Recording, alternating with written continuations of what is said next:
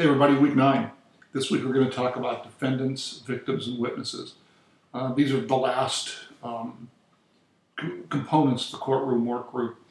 We've talked about judges, we've talked about both the attorneys, their responsibilities, the benefits of those positions, and some of the challenges that each faces. In addition to that, we have another group of professional courtroom actors, and that's the clerical staff. And then one final group, the security staff. They come to work every day. The outcomes of trials don't really affect them one way or the other. They may have some emotional commitment for the things that they hear or see in court, but they're not, they will come back to work the next day. They have their job they'll come back to. So let's talk about defendants first. It's been estimated 30 to 40 million people in the United States, about 18% or less, have been defendants at some point in their lives. A defendant is generally going to be young. Remember the wheelhouse of crime from your 110 class at 16 to 26, male. Interesting concept as to whether or not there's a patriarchal system of justice that tries to take care of women differently. It's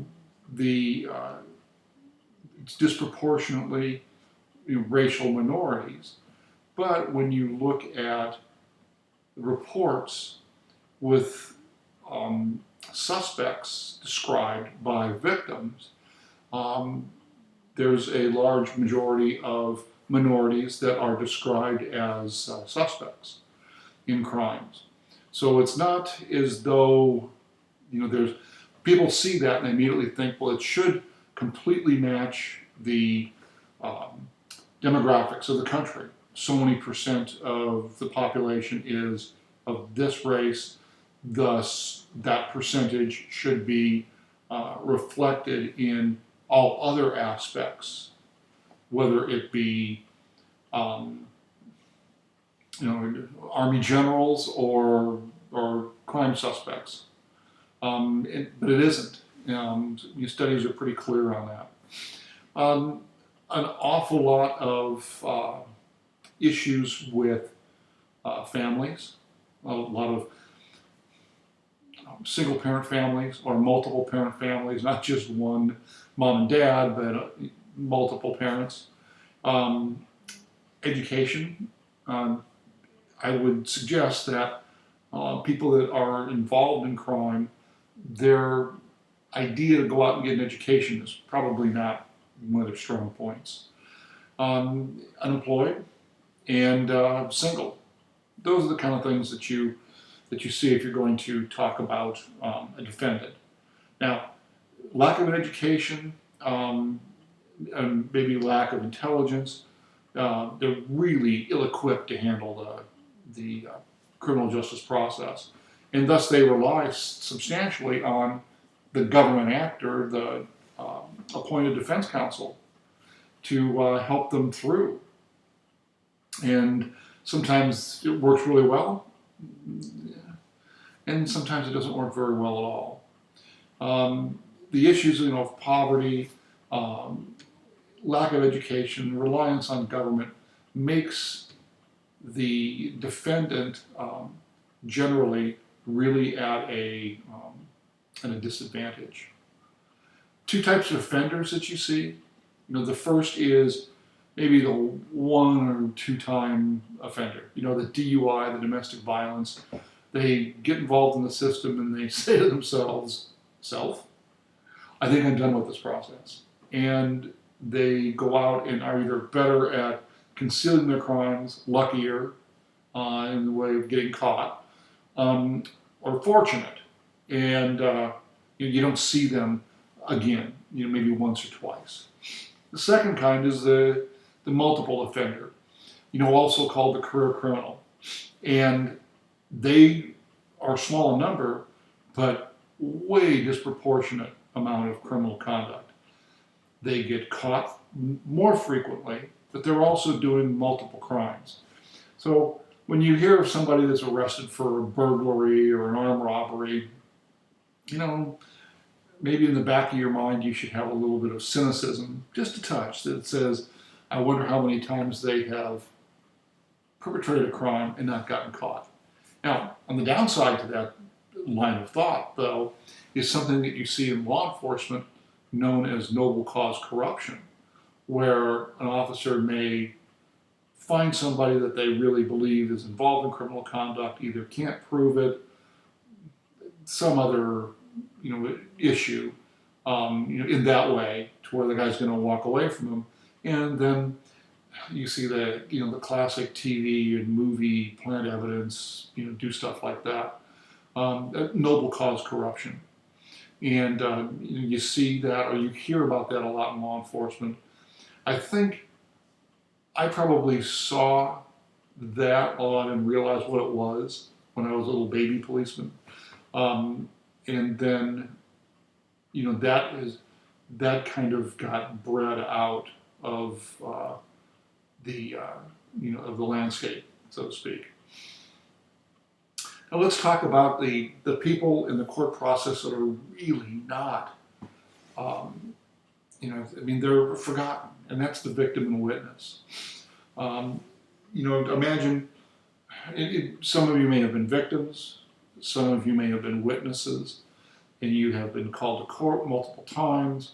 The case gets delayed. You get a subpoena in the mail, or somebody will serve you, and it says that Monday you're going to be on call for court. Monday, 5 o'clock, you get a call, says you're going to be needed Tuesday. Show up in court. You get there Tuesday. You sit all day in the hallway, in a hard bench with no Wi-Fi, which these days, oh my God, what am I going to do? With very little contact from the attorneys, you don't know what's going on, and then suddenly you get called in. And then also with the witness or the victim, the victim will have to relive their victimization over and over, especially if it's a personal violent crime. It's extremely hard on people. Imagine a victim that is a victim of some sort of property crime. Well, what was stolen could be held in evidence for a long period of time while the course is being adjudicated. So they're out that property for that period of time. Doesn't seem fair. Now we see more and more photographs taken of stolen property and the like, and used and submitted as evidence. Obviously, the best evidence would be that item itself, but many courts are now allowing photographs and not withholding that evidence. And then there's the problem of potential retaliation. Is this guy a really bad guy?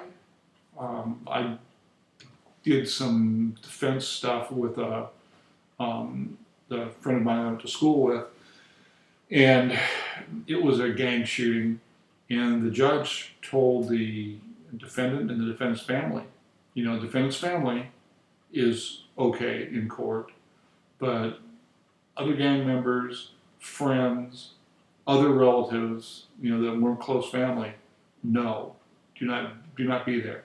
And the idea is that it was very scary for the victim and the witnesses, to the crime, and that idea of fearing retaliation.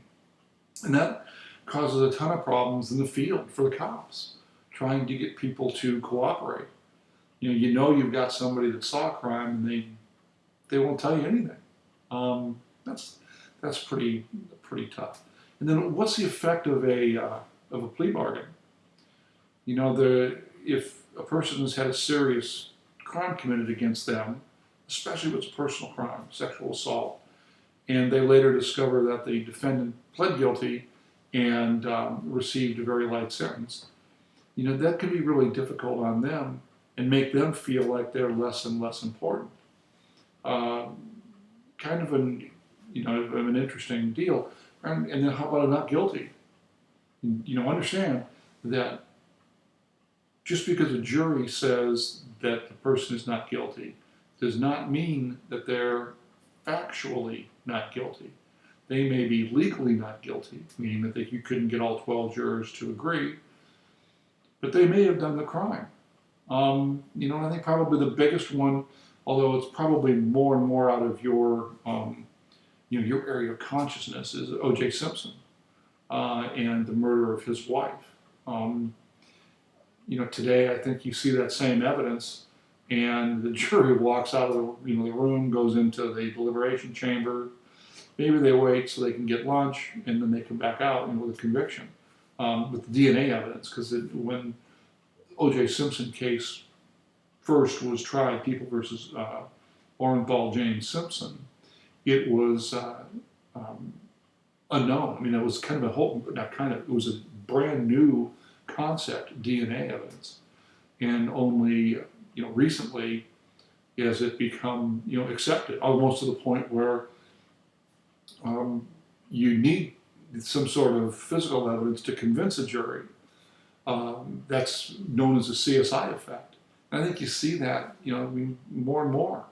Where I know of one case in Orange County where cops stopped somebody legitimately. They end up doing a search, a legitimate search.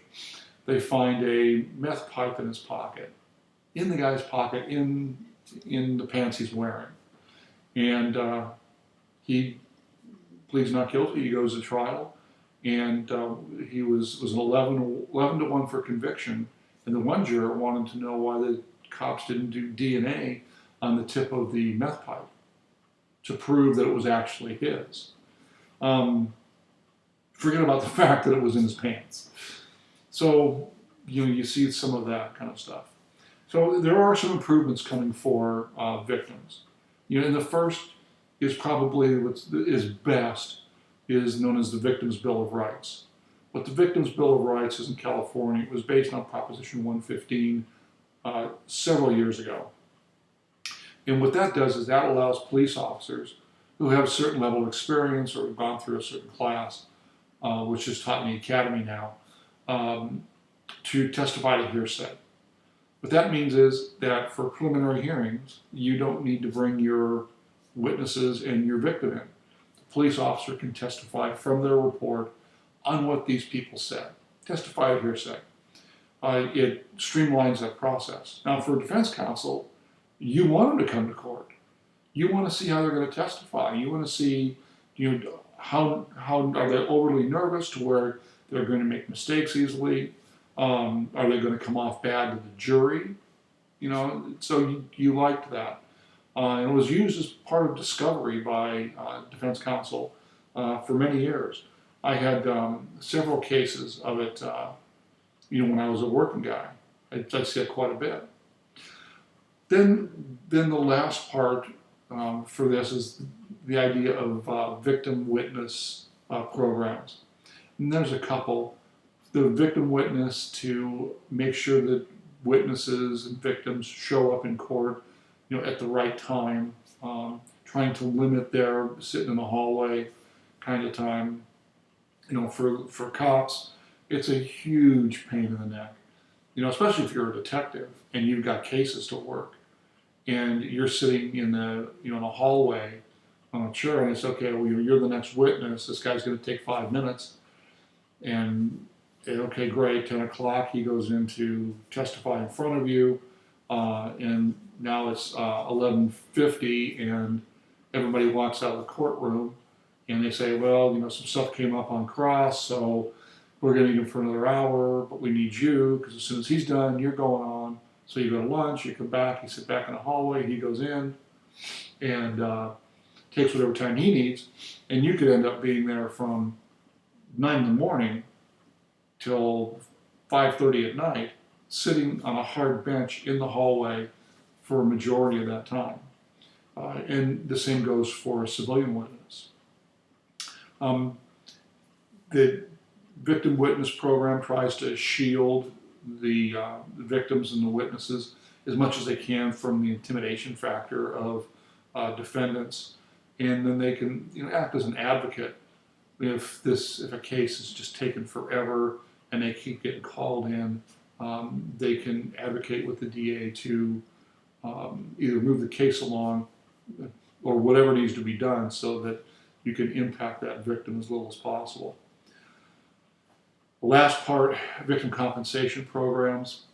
There's just not enough money for it. When these first came along, I remember getting a memo from staff saying that officers should not wear a watch that was valued at more than $20 because that's all that victim witness could give you. So some guy this is back in the day when a $150 watch was a big deal, but that dresses nice, wants to wear an expensive watch, goes out and gets in a fight, the band gets busted, the crystal gets cracked, watch is broken. Victim witness was unable to recoup those losses. Imagine for a victim of a non-player victim, I guess would be a way to put it, because the cops are players, and when you go out in the field, it's the old vaudeville saying, you pays your money, you takes your chances.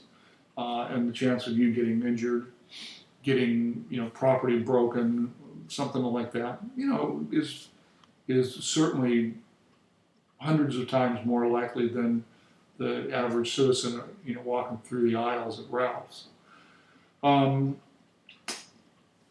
There's some greater attempts to fund these better for assistance with medical bills. Defendants, if you go back up to the beginning of the discussion, are generally poor. They're uneducated, they don't have good jobs, and they are not willing to insulate themselves, so that when bad things happen, that they'd be able to pay for it. And they're certainly not insured. Restitution for property taken, in a property crime or like a robbery, and those kind of things, restitution is usually ordered. In some cases, it's paid. Usually those first-time offenders, where they get involved in some sort of a theft crime or something where or maybe vandalism, and they will be more likely to pay back the money than the career criminal, because what's he got to lose, and what's that going to do to him? And then the idea of being able to help victims and witnesses through the psychological issues that come up. That feeling of being a victim, of being helpless, is pretty predominant, and it happens to them too. Okay, that's kind of what you're going to see this week on the last players. And next week we have another exam coming up. It'll be the same format. But other than that, I will. You also have victim impact statements. Gosh, I forgot to mention those. I kind of went outside my outline. Victim impact statements. We're going to talk about those in the discussion board, but they're heartbreaking. Every one I have ever heard just rips you apart. With those in mind, with the victim impact idea, you also have to balance, what does it do to the sentencing judge? As the judge is listening to these things, and the judge isn't sitting up on the bench thinking, okay, eggs, bacon, beer, milk. They're listening to it, and they feel the pain of the family of the victim or the victim themselves, and are they influenced? That's what we're going to discuss.